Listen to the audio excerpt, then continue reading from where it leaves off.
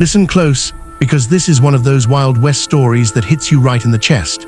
Imagine opening your door on a stormy night only to find a wounded Apache woman standing there, trembling, desperate, and asking for nothing more than a single night of shelter. One night, that's all she wanted. But what happened next changed both their lives forever.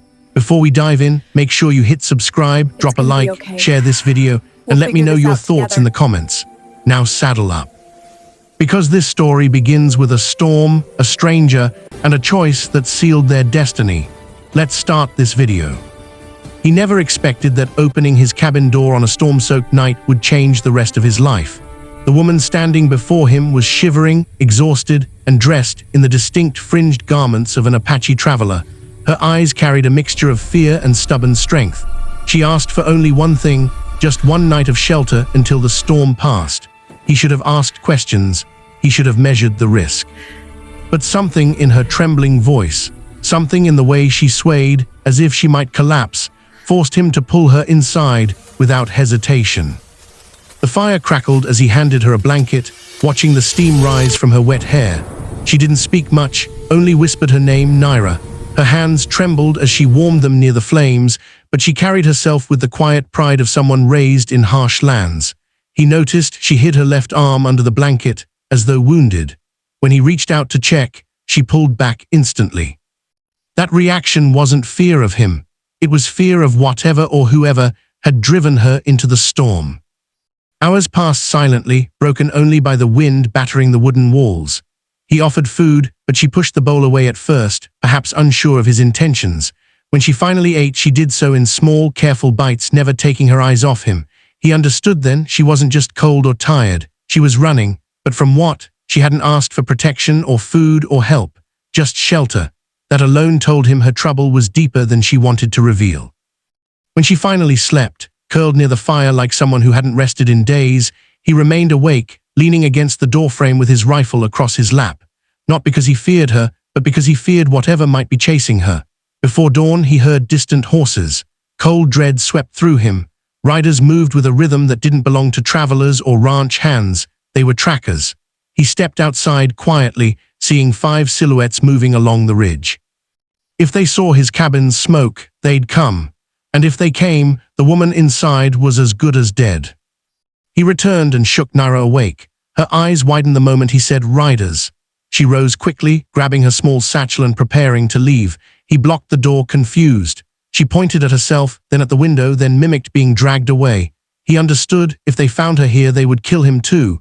He tried to tell her she could stay, that he wasn't afraid, but she shook her head violently. She wouldn't risk his life for hers. That kind of desperation only comes from someone marked for death. When the hoofbeats grew louder, she panicked. Her breathing quickened. She grabbed his wrist and tried to push him aside, but she had no strength left. The wound she had been hiding throbbed through the blanket, now bleeding again. He refused to let her walk into danger like that. Lifting her by the shoulders, he set her back on the floor and told her plainly that he wasn't letting her die on his land. Something in his tone made her freeze, as if she wasn't used to anyone choosing her over their own safety. He extinguished the fire and pulled her behind the storage crates. The riders approached the cabin, their voices sharp and angry. Through the thin walls, she recognized the language. They weren't Apache.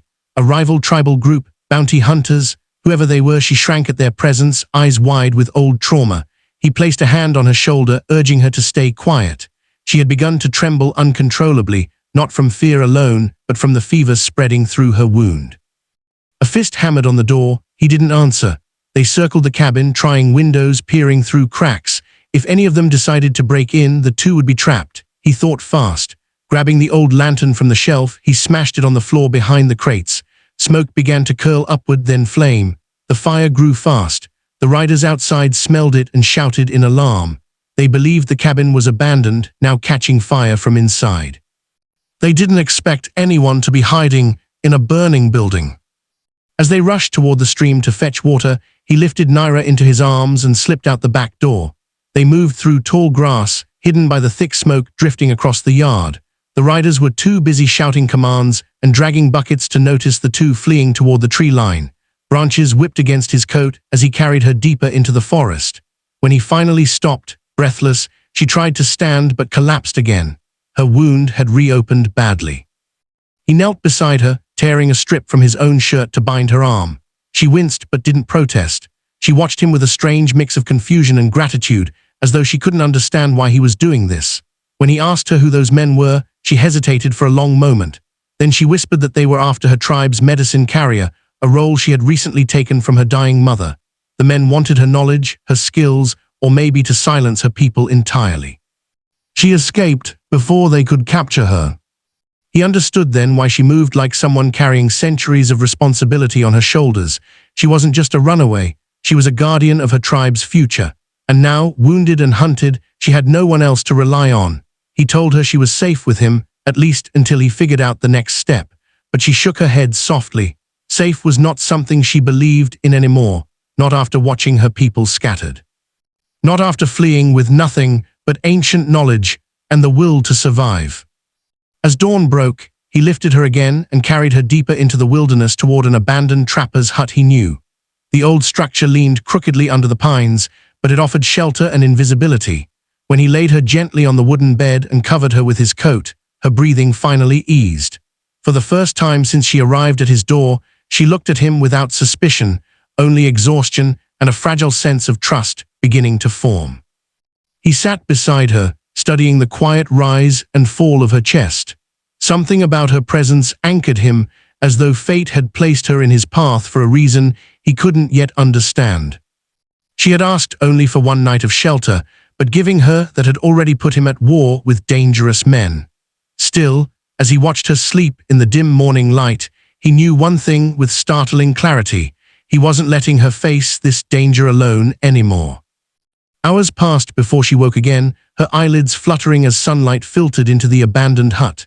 She looked around in confusion, as though unsure if she had been rescued or captured. When her gaze finally found him sitting beside her, sharpening his knife quietly, she tensed for a moment, but then recognition softened her expression. He set the blade aside and checked the bandage around her arm. The fever had gone down slightly. She watched his hands work with surprising gentleness for a man who lived alone in the wild. She tried to sit up, groaning from the stabbing ache in her muscles. He steadied her with a hand on her back, careful not to startle her. She murmured a few words in her native tongue, an apology he guessed. He shook his head. There was nothing to apologize for. She looked away, troubled. He could tell she was thinking about the men who chased her, the tribe she'd been separated from, and the responsibility she still carried. Before he could speak, the crack of a distant gunshot echoed through the trees. Her eyes widened instantly. He grabbed his rifle and moved to the window.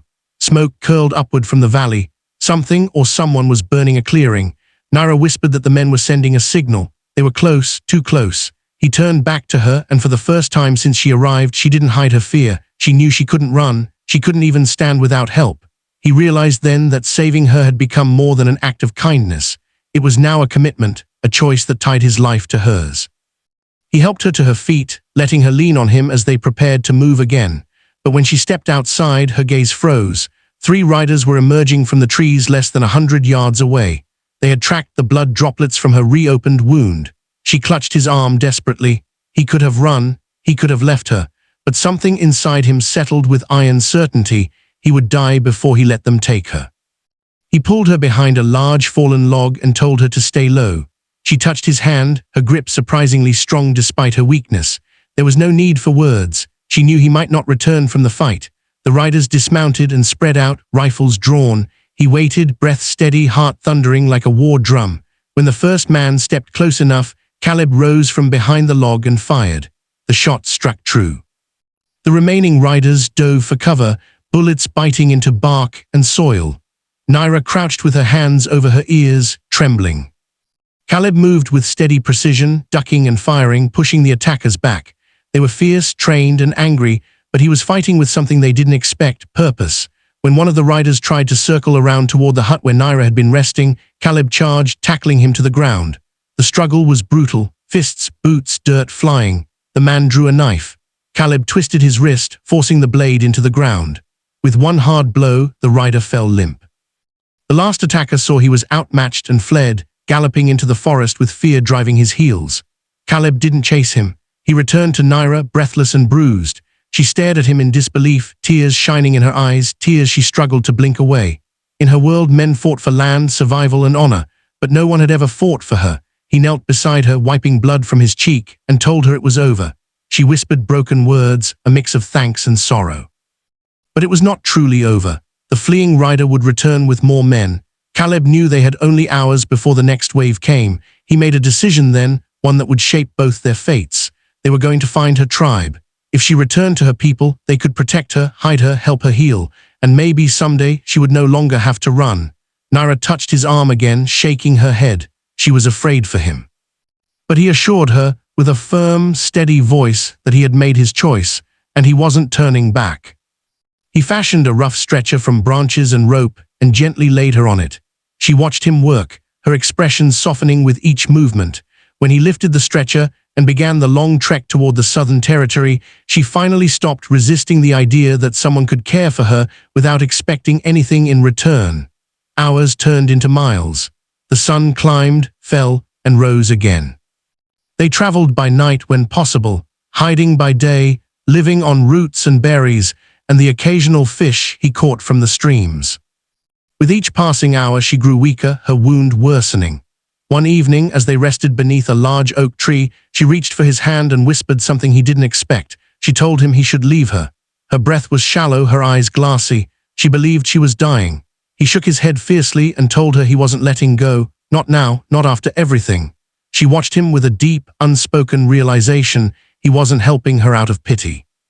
He was helping her because her life mattered to him. Just before dawn on the third day, distant drums echoed faintly through the valley. Her eyes snapped open. She recognized the rhythm instantly. Her tribe, they were near. Her voice cracked with relief. Caleb followed the sound, navigating through thick brush until they reached a massive clearing. Warriors stepped forward, bows drawn, tense at the sight of a white cowboy carrying their wounded healer. Naira mustered enough strength to lift her hand, signaling them to lower their weapons. When she whispered his name to them, their expressions shifted from suspicion to shock. The tribe accepted her with cries of joy, mourning, and relief. They lifted her from his arms and carried her into their camp. Caleb stepped back, unsure of his place now that she was safe. He expected to leave quietly, but before he could turn away, the tribe's elder approached. The elder looked at Naira, then at Caleb, and spoke words Caleb didn't understand but felt deeply. Naira translated weakly, saying the elder believed Caleb had not just saved a woman, but preserved the tribe's future. And for that, he would always be welcome among them. Days passed as she healed. Caleb remained on the edge of the camp, unsure if he belonged. But Naira asked for him often. Each time he visited, her strength had grown. She told him stories of her people, her mother, her duties, her fears. And he told her of his lonely cabin, the land he worked alone, the quiet life he'd carved. As she healed, something unspoken blossomed between them, something fragile, honest, and stronger than either expected. When she finally stood again, leaning only slightly on a carved walking stick, she walked to him with a resolve in her eyes. She told him that in her tribe, choosing someone who had saved your life was a sacred bond, deeper than gratitude, deeper than duty. He tried to speak, but she gently pressed her fingers to his lips. She told him she wanted to walk beside him, not because she owed him her life, but because she wanted to share it with him. Her tribe blessed their union beneath the open sky, and when he took her hand, he realized that the night she asked for one shelter wasn't the beginning of fear, it was the beginning of everything he didn't know he needed. The cowboy never expected to become her partner. She never expected to become his wife. But the wild frontier has its own way of writing destinies, binding two souls not with promises, but with survival, courage, and the quiet, undeniable pull of the heart. Together they returned to his cabin, not as fugitives, not as strangers, but as two lives forever intertwined, ready to build a future in a world that had once tried to tear them apart. Their story became a whispered legend along the frontier, a reminder that sometimes love doesn't arrive with roses or gentle words. Sometimes it arrives in the middle of a storm, asking for only one night of shelter, and ends up staying for a lifetime.